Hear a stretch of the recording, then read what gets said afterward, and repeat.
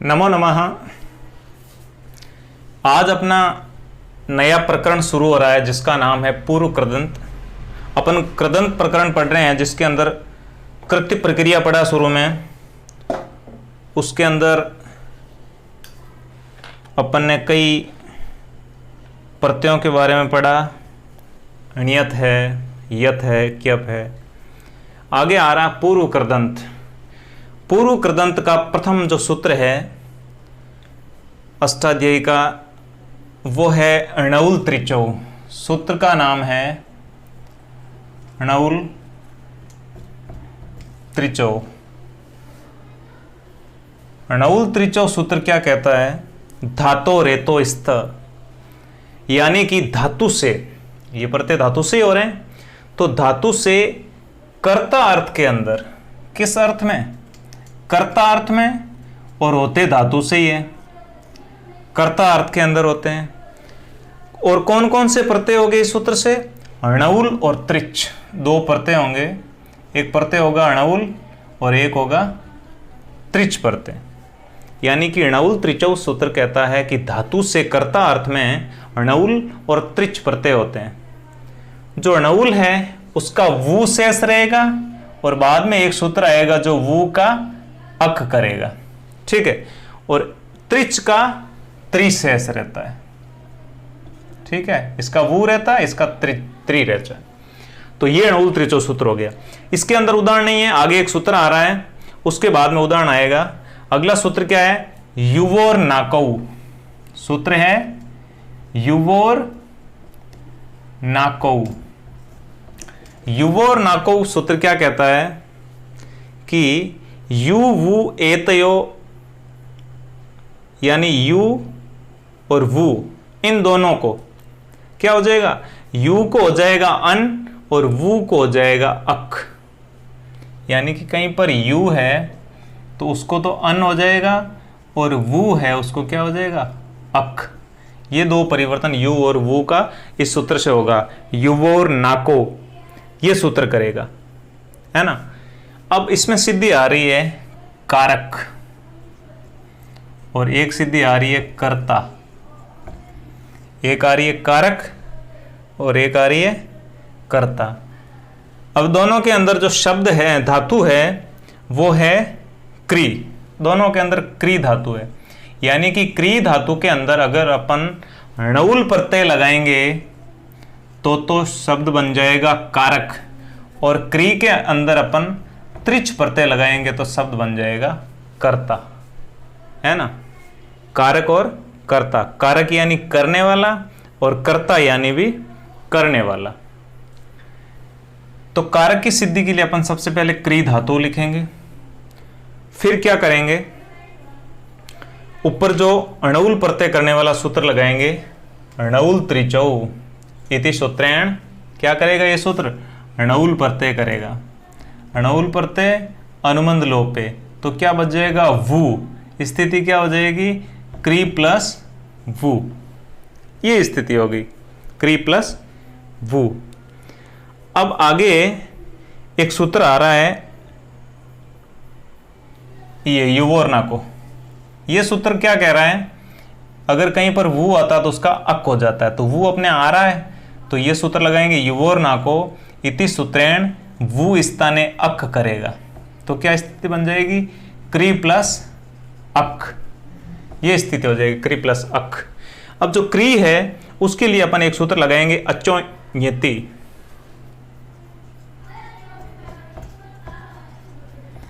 ये सूत्र क्या करेगा? ये सूत्र जो क्री है ना उसके री का वृद्धि कर देगा, री की वृद्धि कर देगा। क्री के अंदर जो री है उसकी वृद्धि करेगा।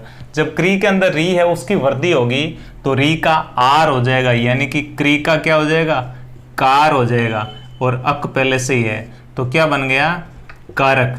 फिर अपन सोजस से सु करके और फिर स्वादि कार्य करेंगे तो विसर्ग हो जाएगा, शब्द बन जाएगा कारक।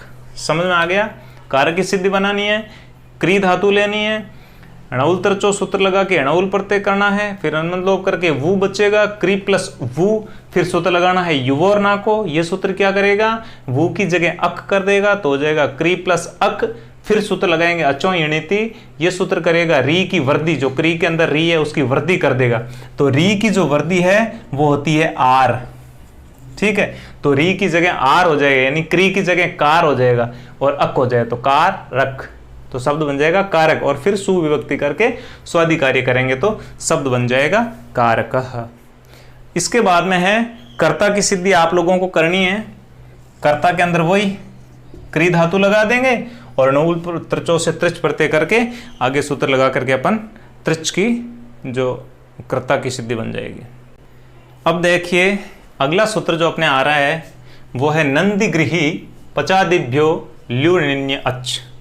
नंदिगृही पचादिभ्यो ल्यूणिन्य अच, यानी कि अगर कहीं पर नंद आदि धातुएं हैं उनसे, किन धातुओं से, अगर कहीं नंद आदि धातुएं हैं उनसे ल्यू प्रत्यय होगा।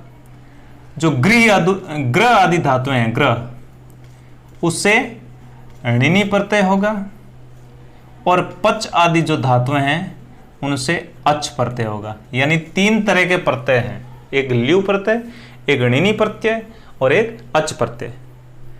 नंद आदि धातुओं से तो ल्यू प्रत्यय होगा, ग्रह आदि जो धातु है ग्रह, उनसे णिनि प्रत्यय, और पच आदि धातुओं से अच प्रत्यय होगा।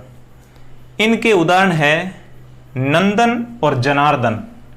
ल्यू प्रत्यय से नंदन और जनार्दन दो शब्द बन रहे हैं।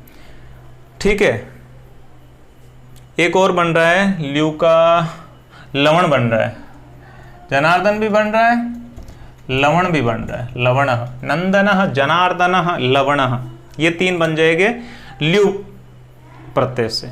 फिर जो ग्रह आदि धातु है उनसे कौन से प्रत्यय होते हैं, णिनि, तो ग्राही, स्थाई, है ना, और मंत्री, ये तीन है जो णिनि के उदाहरण हो गए, णिनि प्रत्यय के। कौन कौन से, एक हो गया ग्राही, एक हो गया स्थाई और एक हो गया मंत्री। ये तीन है जो णिनि प्रत्यय के उदाहरण है। और अच का जो आगे उदाहरण आ रहा है अच के लिए, जिसमें अच प्रत्यय होगा, वो कौन सा है, पचह, है ना, पचह है जो अच का उदाहरण हो जाएगा।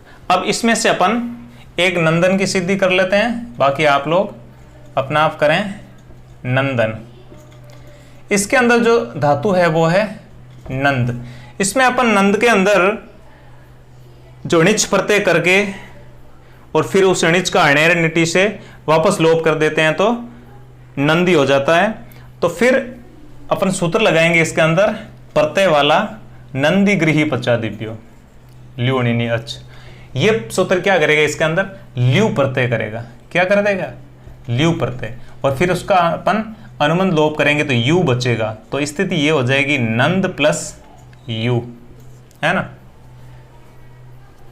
फिर वही सूत्र लगाएंगे जो पहले आया था युवोर नाको। वो क्या करता है, यू को अन कर देता है और वू को अक कर देता है, दो चीज करता है। तो अपने को यहां यू है तो यू का अन हो जाएगा। क्या हो जाएगा, यू की जगह अन हो जाएगा। तो फिर ये सूत्र लगाओ यहां पर, युवोर नाको, जो पहला आया था युवोर नाको इति सूत्रेण, ये क्या करेगा, यू स्थाने अन आदेश कर देगा। तो नंद और अन, ये स्थिति होगी, यानी मिलाएंगे अपन इनको तो ये हो जाएगा नंदन। फिर वही सुविभक्ति और स्वादिकार्य करेंगे तो विसर्ग आ जाएगा, शब्द बन जाएगा नंदन। इसी तरह ल्यू प्रत्यय के तीन उदाहरण हैं, जनार्दन और लवण। इन सब में ल्यू प्रत्यय होगा इस सूत्र से। ग्राही, स्थायी और मंत्री की सिद्धि बनाएंगे तो इनमें इस सूत्र से णिनि प्रत्यय हो जाएगा। पच की सिद्धि बनाएंगे तो इसी सूत्र से अच प्रत्यय हो जाएगा। ये सारी सिद्धियां आप लोगों को अपनी कॉपी में बनानी है। ठीक है, आ गया समझ में? ओके।